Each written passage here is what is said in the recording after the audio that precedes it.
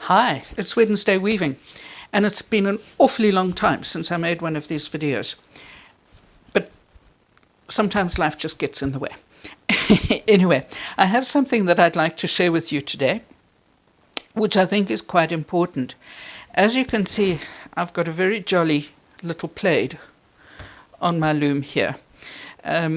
It's part of the study that we will be starting at the beginning of March on my Patreon page called The Weaving Diaries. Now,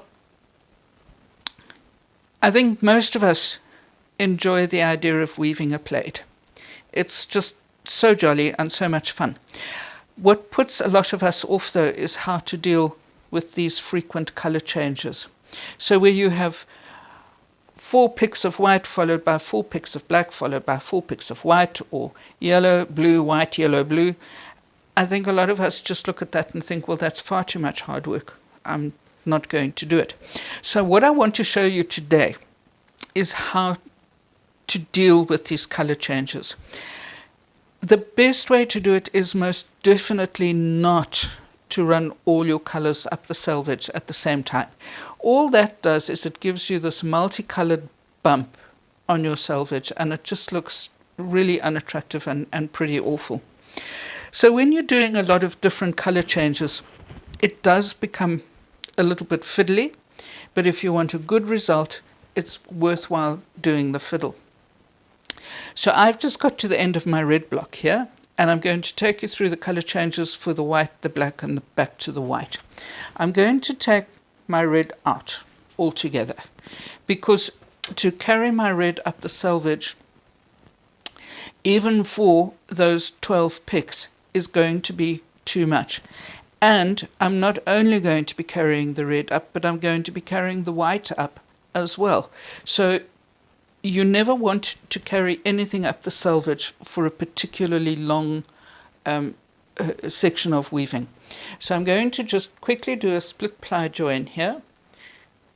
Just keep your heddle in the shed that was the shed of your last pick. Just pull that out and just untwist your yarn, just like this, and separate the filaments out. There should be, this is a little 4-ply yarn that I'm using here, so there are 4 filaments. So I've got 2, and I've snipped out the spare 2.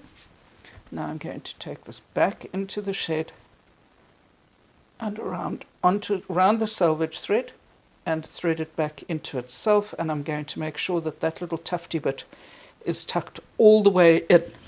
If you leave little tufty bits hanging on the surface of your weaving, and then you take your snips and try and snip them off afterwards, you always get a little tuft. If you thread them in all the way, that little tuft is far less noticeable. So now I can start with the first row of the white. And because I've got nothing to overlap the white onto, I'm going to do the same split ply procedure. Just bring that all the way through. I'm going to just pull it out of the shed a little way. I'm going to untwist it again, separate out those little filaments, and snip off the one side.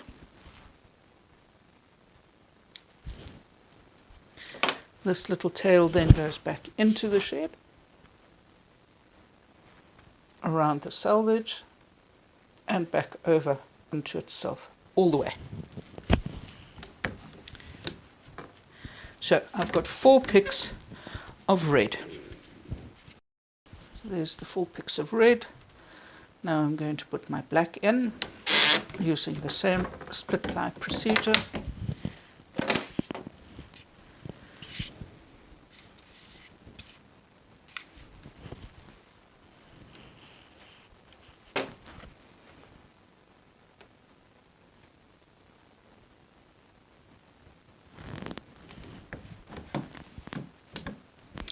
And there's my first pick of black. Now, as I bring my black shuttle back, I'm going to put my hand underneath the white thread and receive that shuttle with the white thread running over the top of it. That automatically means that when my black thread goes back into the shed, it is going to catch that little white thread and carry it up the side. So, and then my black comes back for its final pass. Now, I don't have any black coming in to the pattern again for quite a long time, so I'm going to take my black thread out using the split ply method again. Oops. That means that my heddle goes back into the upper shed. I'll cut the black off, I'll split it out, and I'll run it back in over itself. But the purpose of the exercise here is to just demonstrate that even carrying the white thread up for such a short period of time is noticeable on your selvage. Look down to where I have carried these threads up, the yellow and the blue and the white, up the selvage here. Well, I didn't carry the white, I carried the blue actually all the way up the selvage, because that gap from that yellow stripe to that yellow stripe is, to my mind, too far to carry your thread up the selvage. But because I had only that gap between that row of blue and that row of blue, and again a relatively small gap between that blue stripe and that blue stripe, I carried the blue all the way up the selvage. And it's pretty well invisible, but it's not totally invisible. You will always see it. And that's why it's important, if you have multiple color changes like this, to actually go through the process and to do the job properly. Don't think that you can just carry all these colors up the selvage and that it's going to look fantastic. It's not. It's so disappointing when you're working on a project which is intrinsically going to be absolutely spectacular, and as a result of taking a shortcut, you actually ruin the look of the project. It's worth spending the extra time to do the job properly. It's a little bit fiddly, but we're not in a hurry here. We're making something unique and we're making it by hand. And I believe taking the time to actually make it look fantastic. It's your work and it's worth it. If you'd like more details on this project, it's going to be a little plaid knee rug. As I said, the project is starting on my Patreon page, the Weaving Diaries, and it's starting at the beginning of March. So pop along and have a look if you'd like to. Thank you for watching. I'll be back with more helpful tips that will hopefully help to make you a more confident weaver over the next weeks and months. Until the next time.